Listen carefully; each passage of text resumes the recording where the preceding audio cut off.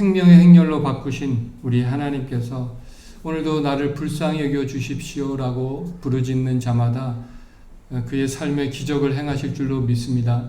가장 큰 기적은 바로 저와 여러분이 예수님 믿고 구원받는 것, 그것보다 더 큰 기적은 없습니다. 오늘 그 기적이 예배 가운데도 일어나기를 소망합니다. 오늘 8장 말씀을 계속해서 누가복음 보면서 예수님께서 천국의 속성, 하나님 나라에 대한 이야기를 좀 더 하고 계신데요. 우리는 씨 뿌리는 비유로 잘 알고 있고요. 공관복음서에 모두 나오는 말씀입니다.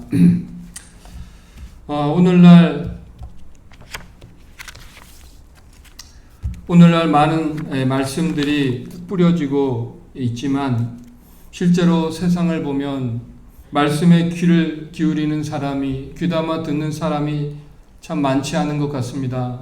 희망이 없어 보입니다. 그러나 하나님의 말씀이 마음에 뿌려져서 좋은 땅에 하나님의 말씀이 심겨지면 30배, 60배, 100배의 열배를 맺는다. 이것이 희망이고요. 이런 소수의 사람들에 의해서 하나님의 나라는 지금도 확장되어 가고 있다라는 사실입니다.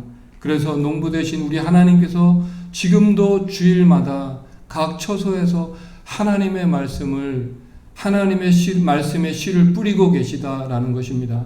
우리가 전도를 할 때 때로는 저분이 믿을까, 열매를 맺힐까 두려워하지만 열매를 맺히시는 분은 하나님이시라는 것입니다. 그러므로 우리는 씨를 뿌리는 것이고요. 오늘도 이렇게 말씀의 씨를 뿌리는 것입니다. 콩나물이 자랄 때 보면 물이 다 내려가는 것 같지만 시간이 지나면 자라듯이 오늘 여러분의 믿음도 이 말씀을 들으면서 보이지 않지만 자라게 될 줄로 믿습니다. 당시에 농부들은 우리처럼 모판에서 모를 자라게 하셔서 논에 심는 그런 이양법이 아니었고요. 씨를 그냥 뿌렸다는 것입니다. 그러다 보니까 덜어는 바람에 날려서 길가에 또 바위 위에 가시떨기 나무 밑에 좋은 땅에 심겨지기도 하더라는 것입니다. 마치 복음을 받아들이지 않을 것 같은 그러한 땅에도 예수님은 말씀의 씨를 뿌린다는 것은 하나님의 얼마나 극진한 사랑, 그 자비하신 사랑을 우리는 깨달을 수가 있습니다. 여기서 농부는 예수님이고요. 씨는 바로 하나님의 말씀입니다. 이 두 가지는 문제가 없어 보입니다. 그런데 열매를 맺기 위해서 유일한 변수는 바로 씨가 떨어지는 밭인데요. 그것은 우리의 마음인 것입니다. 우리의 마음. 그러므로 좋은 말씀을 찾아다니기보다는 먼저 내 마음 밭을 살피는 것이 더 중요하다는 거죠. 내 마음이 어떠한가? 마음의 태도가 중요합니다. 성경은 잠언 4장 23절에서 무릇 지킬 만한 것보다 내 마음을 지켜라. 생명의 근원이 이에서 남이니라. 이렇게 말씀하고 계십니다. 말씀을 듣고 믿을 때 구원을 얻을 수가 있는 것인데요. 또 마귀가 하는 일이 그 말씀이 들려지지 못하고 뿌리 내리지 못하도록 그 말씀을 빼앗는다고 말하고 있습니다. 말씀이 심겨지는 것만으로 만족하지 마시고 뿌리를 내려야 하는데 그 뿌리를 내리는 것은 그 말씀대로 순종하는 것이고 행하는 것이고 그것이 뿌리를 내리는 것입니다. 마치 반석 위에 세운 집처럼 요동하지 않게 된다는 것입니다. 오늘 그러한 믿음을 가지실 수 있기를 다시 한번 축복합니다. 먼저는 이 비유의 뜻을 묻는 제자들의 질문에 예수님께서 이렇게 대답하시죠. 4장 10절인데요. 8장 10절 말씀해 보니까요. 이르시되 하나님 나라의 비밀을 아는 것이 너희에게는 허락되었으나 다른 사람에게는 비유로 하나니 이는 그들로 보아도 보지 못하고 들어도 깨닫지 못하게 하려 함이라. 아멘. 이 말씀을 누가 깨닫습니까? 바로 하나님 백성은 깨닫게 된다는 거죠. 그러나 하나님 백성이 아닌 사람은 깨닫지 못하게 비유로 말씀하셨다라는 사실인데요. 하나님 나라의 비밀을 아는 것, 결국 순종하는 사람. 가나 혼인잔치에서 물 떠온 하인들은 알더라, 이런 말이 있죠. 물이 포도주로 변한 것을 알았던 사람이 하인들인데, 그들은 항아리에 물을 채우고 그 물을 갖다 주라고 했던 그 예수님의 말씀에 순종했던 사람들이었고요. 그들이 깨닫게 되었다는 것입니다. 그래서 말씀에 순종하는 사람이 제자고, 제자는 하나님 비밀을 아는 사람, 그것이 바로 저와 여러분이라고 믿습니다. 12절 말씀 보니까요, 12절 말씀에 길가에, 같이 읽겠습니다. 길가에 있다는 것은 말씀을 들은 자니 이에 마귀가 가서 그들이 믿어 구원을 얻지 못하게 하려고 말씀을 마음에서 빼앗는 것이요. 먼저 길가에 있다라고 하는 길가에 뿌려진 씨에 대한 이야기인데요. 길가에 뿌려진 씨를 말하고 있습니다. 길가는 어떤 곳입니까? 사람들이 많이 지나다니고 또 동물도 지나다니고 농기구도 지나다녀서 굳어진 딱딱한 땅입니다. 사람으로 말하면 딱딱한 마음, 바리새인과 같은 종교 지도자들, 교만하고 완악한 마음, 이런 마음은 안타깝게도 씨가 뿌려져도 전혀 심겨지지 못하는 것입니다. 또한 말씀이 심겨지지 못하게 하는 존재가 있다고 말하고 있는데 바로 마귀라는 것인데요. 마귀가 잘 아는 것이 있습니다. 예수를 믿고 말씀을 듣고 믿으면 구원을 받는다는 것을 마귀가 너무 잘 알기 때문에 그 말씀을 빼앗는다고 말하고 있습니다. 믿고 듣고 믿으면 구원을 받기 때문에, 그래서 우리의 마음이 바로 전쟁터입니다. 영적 전쟁터. 죽고 사는 것이 이것에 달려 있다는 것인데요. 오늘 많은 말씀들이 선포되고 있지만 그 말씀이 들려지지 않는 마음이 있다는 것입니다. 교만하고 완악한 마음은 아예 말씀이 들어가지 않는다라는 사실이죠. 세 번째요, 바위에 뿌려진 씨입니다. 13절 말씀입니다. 13절 말씀 같이 읽겠습니다. 바위에 있다는 것은 말씀을 들을 때 기쁨으로 받으나 뿌리가 없어 잠깐 믿다가 시련을 당할 때 배반하는 자요.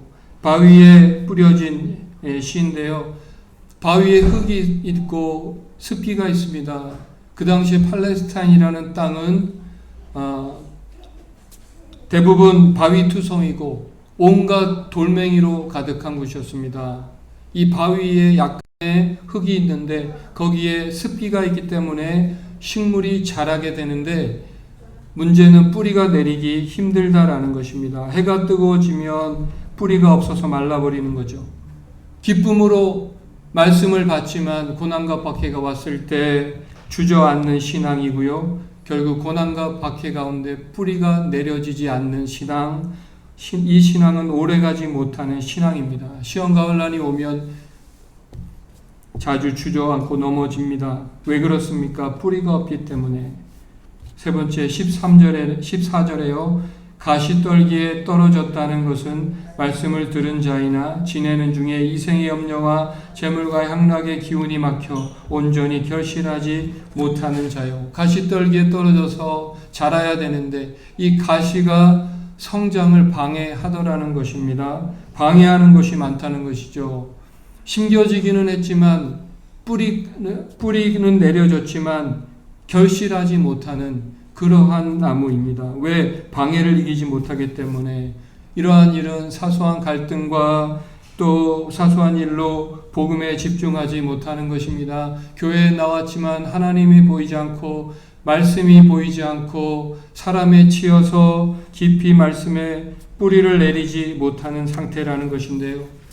언젠가 여러분께 제가 말씀드렸던 어느 딸을 전도하신 이 신실하신 어머니 기억하십니까? 교회에 딱 한 번 나온 딸이 교회에 와서 많은 비리를 보고 엄마에게, 엄마 이런 교회 다니지 마세요. 그랬더니 엄마는 뭐라고 합니까? 나는 평생 동안 예수님 바라보고 신앙생활 했는데 너는 교회 딱 한 번 와서 참 많이도 보았구나, 이런 말씀을 했다는 거죠. 남의 허물이 안 보이는 것이 은혜인 줄로 믿습니다. 자꾸 남의 허물이 보이시면 기도하시기 바랍니다. 가리어 주시옵소서. 그래서 신앙생활 잘하는 비결이 뭐라고요? 예수님만 바라보는 것입니다. 뿐만 아니라 해야 할 일이 너무 많습니다. 너무 바쁘고 시간이 없습니다. 또 세상적으로 할 일이 많고, 어떤 분은 또 물질적인 욕구가 강해서 돈 버는 일에 집착하고, 그러다 보니 염려와 걱정이 많습니다. 또 세상 즐거움이 너무 좋은 사람, 주일이면 골프 치러 가야 되고 놀러 가야 되고 공사가 다망합니다. 이런 사람들이 가시떨기에 해당한다라는 것입니다. 오늘도 그런 분들이 많이 계신 것 같습니다. 안타깝지만. 그리고 마지막에 좋은 땅에 심겨진 씨 15절, 좋은 땅입니다. 15절, 좋은 땅에 있다는 것은 착하고 좋은 마음으로 말씀을 듣고 지키어 인내로 결실하는 자. 내 마음이 어떤 땅인지 어떻게 알 수 있는가? 열매를 맺는 것을 보면서 알 수가 있고요. 또 한 가지는 처음에는 알 수 없지만 시간이 지나면서 알 수가 있습니다. 고난과 핍박 가운데 인내한다는 거죠. 한결같다는 거죠. 고난은 우리의 신앙의 시금석이기도 합니다. 내 상태가 어떤지 보여주는 것이죠. 옛날 농사를 짓는 분들은 키질이라는 것을 하는데, 이 키질을 하면 알곡은 안으로 들어오고 쭉정이는 밖으로 나가며 바람에 날아가고 만다는 것입니다. 고난은 우리를, 특별히 믿는 우리에게는 축복이지만 믿지 않는 분들에게 고난은 그냥 고난일 뿐입니다. 고난이 그리스도인의 신앙에 하는 역할이 또 있다면 먼저는 우리의 마음밭을 기경한다는 것입니다. 교만하고 완악하고 상처와 쓴뿌리로 딱딱해진 마음을 갈아엎는 이 기경하는 과정이 필요한데, 언젠가 말씀드렸던 것처럼 돼지가 언제 하늘을 볼까요? 돼지가 언제 하늘을 볼까요? 기억하시는 분은 없겠지만 목뼈가 아래로 휘어져 있어서 평생 땅만 보며 살아야 되는 그런 신체 구조를 가지고 태어난 것이 돼지인데, 이 돼지가 언제 하늘을 볼 수 있는가? 그것은 뒤집혔을 때입니다. 뒤집혔을 때만 하늘이 보인다는 거죠. 우리 삶의 이 뒤집혀지는 경험이 바로 고난과 신앙, 예기치 않은 그런 일들. 그때 비로소 이 땅에는 땅만 있는 것이 아니고 하늘도 있구나, 하늘이 있다는 것을 비로소 우리는 깨닫게 되는 것입니다. 오늘 이 여러분에게 찾아온 그 고난이 여러분의 마음밭을 기경하는 시간으로 삼으실 수 있기를 축복합니다. 아멘. 그래서 고난이 유익이 되는 것이죠. 때로 여러분 삶 가운데 정말 내가 바보 같은 짓을 많이 하는구나 생각이 들 때면 하나님께서 여러분 마음을 기경하고 계시다고 믿으시고 겸손해지실 수 있기를 축복합니다. 하나님은 사람의 마음밭을 고난으로 기경하십니다. 농부가 농사를 지을 때 그냥 씨를 뿌리는 것이 아니라 기경을 한다는 거죠. 그래야 씨가 뿌려져서 열매를 맺힐 수 있는 것입니다. 또한 우리 스스로 힘으로 이 마음밭을 기경할 수 없다라는 것을 인정하시고 겸손하게 하나님 앞에 나아가시는 그런 저와 여러분, 그래서 주님 앞에 주님 나를 불쌍히 여겨 주옵소서 이렇게 기도하실 때 여러분 마음밭을 좋은 땅으로 만들어 기경해 주실 줄로 믿습니다. 아멘. 또 한 가지, 고난은 믿음을 키우는 인큐베이터입니다. 우리 기독교 역사를 보면 로마의 복음이 전해지고 300년 동안 엄청난 핍박이 있었고요. 그 핍박 가운데 이 교회가 성장을 했습니다. 그러나 이 기독교가 콘스탄틴 대제에 의해서 기독교가 공인되고 나서 참으로 안타깝게도 교회는 변질되고 타락의 길을 걸었다는 것입니다. 한국교회도 마찬가지죠. 한국교회의 부흥과 성장은 인큐베이터 같은 일제강점기와 6.25 사변을 통해서 이 교회가 성장을 하더라는 것입니다. 고난은 믿음의 뿌리를 단단히 내리는 시간입니다. 오늘 여러분의 삶 가운데 고난을 통해서 믿음의 뿌리를 내리실 수 있기를 축복하고요. 그러므로 좋은 마음을 가진 사람은 열매를 맺는 사람이요, 시간이 지나도 변함없고 고난과 핍박 가운데 인내하는 사람, 그런 신앙인 줄로 믿고요. 오늘 본문은 말씀을 받아들이는 4가지 태도를 설명하고 있습니다. 첫째는 길가에 뿌려진 씨는 아예 심겨지지도 않고, 또 두 번째, 세 번째, 바위와 가시떨기에 뿌려진 씨는요, 심겨지지만 결실을 맺지 못하고, 또한 어떻게 해서 이 결실을 맺지 못하는가에 대해서 이야기해주고 있는 것이고요. 마지막 4번째 좋은 땅은 어떤 땅입니까? 어떤 대가를 치루어서라도 말씀대로 살아내고 순종하고 예수님을 따라간다는 것입니다. 이런 사람에게 결국 어떤 일이 벌어지는가? 오늘 이것이 중요한데요. 좋은 땅, 하나님의 말씀이 정말 좋은 땅에 떨어지면 어떤 일이 벌어지는가 하는 것입니다. 이런 사람은 자신뿐만 아니라 세상에 유익을 주는 존재로 사는 사람이 된다는 것입니다. 16절 말씀도 보니까요. 16절 말씀도 누구든지 등불을 켜서 그릇으로 덮거나 평상 아래에 두지 아니하고 등경 위에 두나니 이는 들어가는 자들로 그 빛을 보게 하려 함이니라. 복음은 그냥 우리 보고 지니고 살도록 주신 것이 아니라 이 복음을 통해서 세상에 유익한 존재로 빛과 소금의 삶을 살라고 우리에게 주신 것이라는 것입니다. 그래서 세상을 유익하게 하고 빛을 비추는 존재가 되는 것은 우리의 마음이 좋은 땅이 되고 하나님의 말씀이 심겨질 때 가능하다는 것입니다. 이것이 하나님께서 이 땅에 하나님 나라를 또한 세워가는 방식이기도 하고요. 우리가 좋은 땅이 되어야 되는 이유인 것입니다. 이 말씀이 깨달아지실 수 있기를 바라고요. 유대인들이 강한 나라가 된 이유가 무엇인가? 왜 세상에 많은 사람들 유익을 주고 영향력을 미치는 그러한 민족이 된 이유가 무엇일까? 현용수 교수님이라고 유대인 자녀교육 전문가가 있는데요. 이분이 하신 말씀입니다. 영국의 역사 철학자 토인비는 위대한 민족은 바로 위대한 인물을 많이 배출한 민족이다 라는 말을 한 바 있습니다. 유대인의 인구가 전 세계적으로 1500만 가량 되고요. 이것도 꽤 오래전 통계인데 대한민국의 3분의 1밖에 안 되고 영토도 10분의 1밖에 되지 않습니다. 그런데 여러분 아시다시피 1986년도까지 노벨상에 300명인데 그 중에 93명이 바로 이 유대인들 통해서 유대인들이 상을 받았다는 것입니다.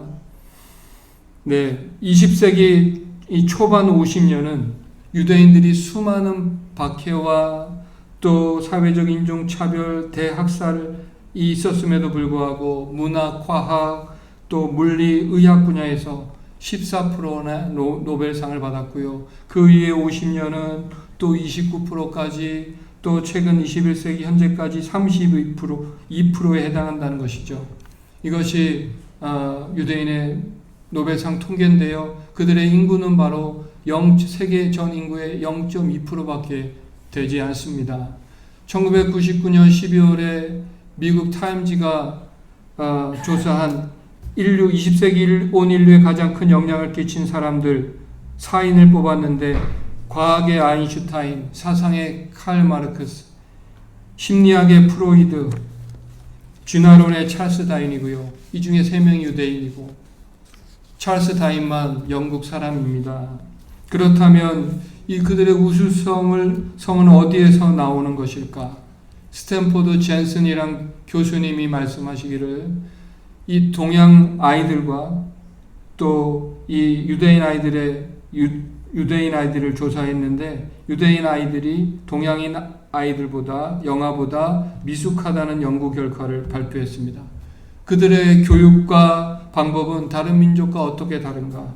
만약 유대인들의 교육의 비밀을 알기 위해서 표면적으로 보이는 그들의 교육열과 세상 학문의 우수성만을 연구한다면 실패할 수밖에 없다는 것입니다. 유대주의에서 나온 것이며 역사적으로 우수한 배출할 수 있었던 이 정신적 토양은 눈에 보이지 않는 그들의 유대주의에서 나온 것이고, 또 유대주의는 그들의 종교에서 나왔고, 종교는 토라 즉 구약 성경에 기초하고 있다는 것입니다. 그리고 그들의 교육 방법도 독특하게 개발한 성경과 탈무드 학습법이고요. 그렇기 때문에 성경을 모르고는 그들의 교육을 깊이 있게 설명할 길이 없다라는 것이 결론인 것입니다. 따라서 유대인의 자녀 교육은 성경적 자녀 교육이라고 할 수 있다는 것입니다. 왜 이렇게 길게 이야기를 드린 것이죠? 한마디로 유대인이 역사적으로 우수한 민족이 된 이유는 이 세상 학문 때문이 아니라 바로 하나님의 말씀대로 자녀를 가르치고 그대로 살아온 결과라는 것입니다. 이것은 이미 하나님께서 그들에게 약속하신 것이기도 하고요. 신명기 28장 1절 같이 한번 읽겠습니다. 신명기 28장 1절. 내가 내 하나님 여호와의 말씀을 삼가 듣고 내가 오늘 내게 명령하는 그의 모든 명령을 지켜 행하면 내 하나님 여호와께서 너를 세계 모든 민족 위에 뛰어나게 하실 것이라. 아멘. 여기서 세계 모든 민족 위에 뛰어나게 하시기 전에 두 가지 조건이 있습니다. 첫째는 여호와의 말씀을 삼가 듣고, 두 번째는 내가 오늘 내게 명하는 모든 명령을 지켜 행하면 어떤 복을 주신다고요? 내 하나님 여호와께서 너를 세계 모든 민족에 뛰어나게 하실 것이요. 머리가 되고 꼬리가 되지 않게 하시겠다라는 것입니다. 여러분, 우리가 구원을 얻는데 우리가 할 일은 아무것도 없습니다. 그러나 다만 이 땅에 살면서 받는 복은 우리가 어떻게 사는가에 달려 있는 것입니다. 좋은 땅에 심겨진 씨는 결국 30배, 60배, 100배의 열매를 맺고 산다. 저는 성경에서 이러한 복을 받은 사람이 누가 있을까 생각해 보았는데요. 바로 아브라함의 아들 이삭입니다. 창세기 26장 12절에 이삭이 그 땅에서 농사하여 그의 100배나 얻었고 여호와께서 복을 주심으로 그 사람이 창대하고 왕성하여 마침내 거부가 되어 이삭의 마음밭이 바로 좋은 땅이었다는 것입니다. 그는 순종의 대명사였고요. 결국 이 땅에서 복을 받고 열매를 맺는 100배 열매를 맺는 사람은 순종의 사람이요 말씀을 듣고 지키어 인내하는 사람이라는 것입니다. 지난 목요일 아침 기도회 때 제가 영적으로 승리하는 비결이라는 제목으로 말씀을 전했습니다. 모세가 영적 전쟁에 승리할 수 있었던 비결, 바로로 대표되는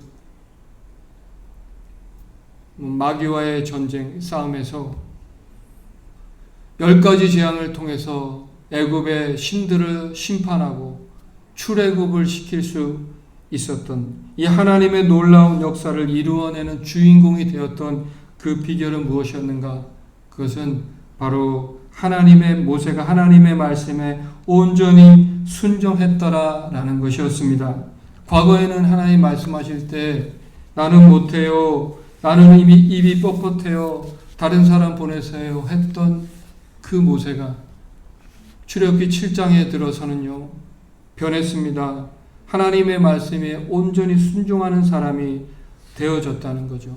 그래서 위대한 하나님의 역사가 그를 통해서 비로소 시작됨을 볼 수가 있었습니다. 바로 그 순종하는 마음이 좋은 마음인 것입니다. 모세가 처음부터 이런 마음을 가지지 못했습니다. 그런데 하나님께서 계속해서 오랫동안 그의 마음을 기경시켜서 마침내 말씀에 순종하며 인내하는 좋은 마음으로 그의 마음을 바꾸셔서 사용하셨다라는 사실입니다.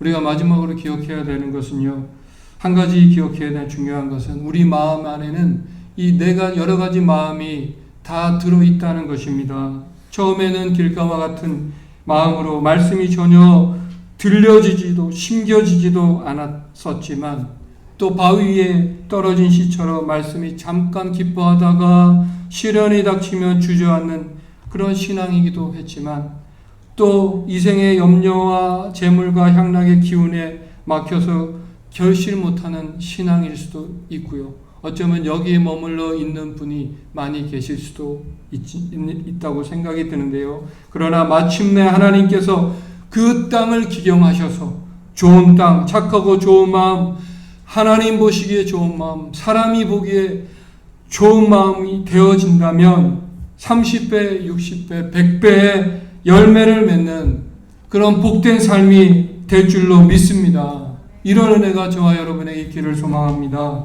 오늘 저와 여러분이 좋은 땅에 마음이 되어서 하나님의 놀라운 일들이 저와 여러분의 삶을 통해서 시작되게 축복합니다.